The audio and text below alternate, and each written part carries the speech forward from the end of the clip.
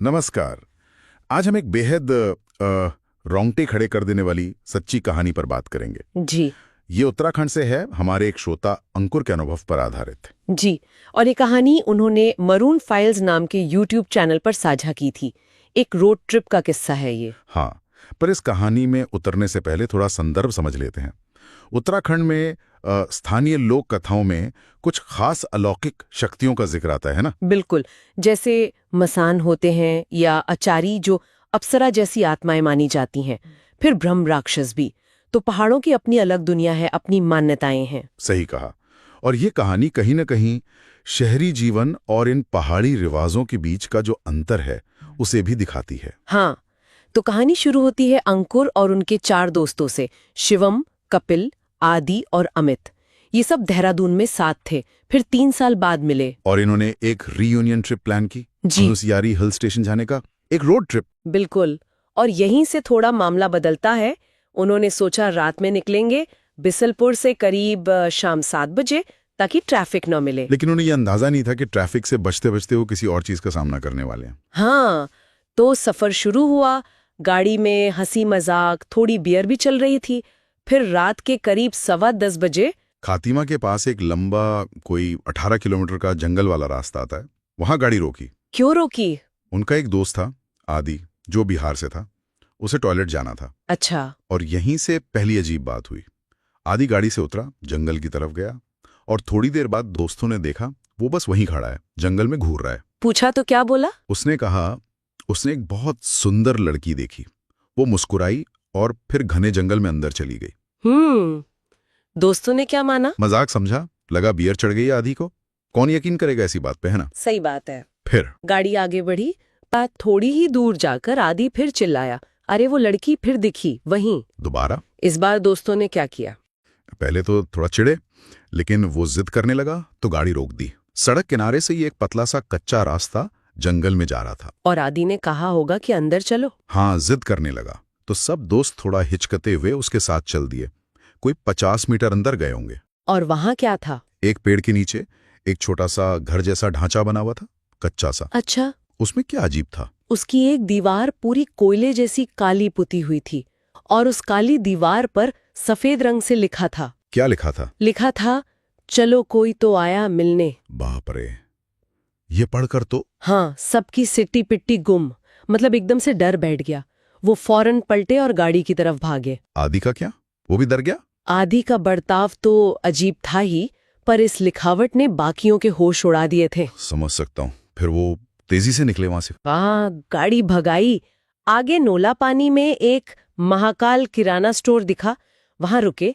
पर आदि फिर फुसफुसाया कि वो लड़की। हाँ, वहां पास रखी कुर्सी पर बैठी है। अब दोस्तों को भी थोड़ा एहसास होने लगा था कि कुछ गड़बड़ है। और फिर गाड़ी के साथ भी दिक्कत शुरू हुई। हाँ, थोड़ा आगे चूरनी इलाके के पास गाड़ी चढ़ाई पर खिंचना बंद कर दी। ऐसे लग रहा था जैसे कोई भारी वजन रख दिया ऊपर। बार बार बंद हो रही थी। रात का वक्त, सुनसान जंगल और गाड़ी बंद। हाँ, रात के करीब 2 बज रहे थे। उन्होंने किसी तरह एक मैकेनिक को फोन लगाया। मैकेनिक ने क्या कहा? उसने कहा सुबह 5 बजे से पहले नहीं आ पाऊंगा। लेकिन उसने एक चेतावनी दी, बहुत सख्त। क्या चेतावनी? उसने कहा गाड़ी से बाहर बिल्कुल मत निकलना, शीशे ऊपर रखना, कोई भी आवाज आए, दरवाजा खटखटाए, कोई दोस्त की आवाज भी निकाले, दरवाजा मत खोलना। ओ, मैकेनिक की ये बात तो और डराने वाली थी। बहुत ज्यादा। उनका डर और बढ़ गया। थोड़ी देर बाद एक और कार वहां आके रुकी। उसमें एक बुजुर्ग पति पत्नी थे। उन्होंने भी कुछ कहा? हाँ, उन्होंने भी गाड़ी रोककर वही सलाह दी कि रात में यहाँ बाहर निकलना ठीक नहीं।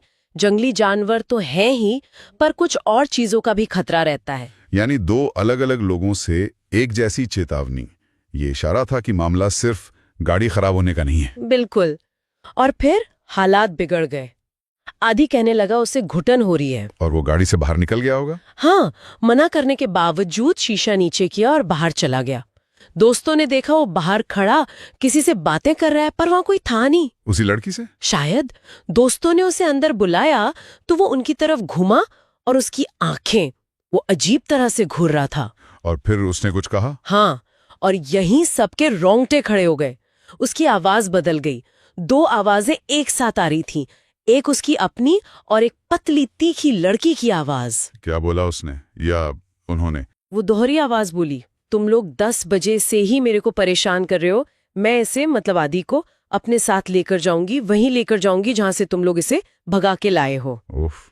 और उसने जंगल वाले उस ढांचे की तरफ इशारा किया। हे भगवान, ये तो कब्जा करने जैसा हो गया। बिल्कुल।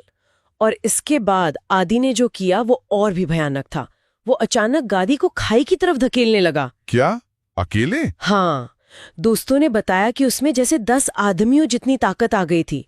वो सब बुरी तरह डर गए, उसे रोक नहीं पा रहे थे। तब क्या किया उन्होंने? तभी शिवम को याद आया, डैशबोर्ड पर बजरंग बली की एक छोटी सी मूर्ति रखी थी। उसने फुर्ती से वो मूर्ति उठाई, अपने गमछे में लपेटी, माला जैसी बनाई और आदि के गले में डाल दी। हाँ, जबरदस्ती। मूर्ति गले में पड़ते ही आदि बुरी तरह छटपटाने लगा, चीख रहा था, मैं नहीं छोड़ूंगी इसे, नहीं छोड़ूंगी। लेकिन बजरंग बली की मूर्ति का असर हुआ होगा। हाँ, कुछ ही पल वो छटपटाया और फिर एकदम शांत होके बेहोश हो गया। बहुत डरावना अनुभव था ये तो। रात कैसे काटी फिर उन्होंने? जैसे तैसे गाड़ी में हनुमान चालीसा और भजन चलाकर बैठे रहे। सुबह मैकेनिक आया। मैकेनिक को बताया सब? हाँ, सब बताया। वो भी सुनकर हैरान रह गया। उसने कहा, तुम लोग फौरन पास के सिद्धेश्वर हनुमान मंदिर जाओ, पिथौरागढ़ के पास। वो गए मंदिर? हाँ, मंदिर गए, पुजारी जी को सारी बात बताई। पुजारी जी ने आदि पर मंत्र पढ़े, जल छिड़का। धीरे धीरे आदि बिल्कुल सामान्य हो गया। चलो शुक्र है, मतलब मामला सुलझ गया। पूरी तरह नहीं, कहानी में एक और पेच था। पुजारी जी ने कहा कि वो लड़की की आत्मा अभी भी मंदिर के बाहर इंतजार कर रही है। बाहर?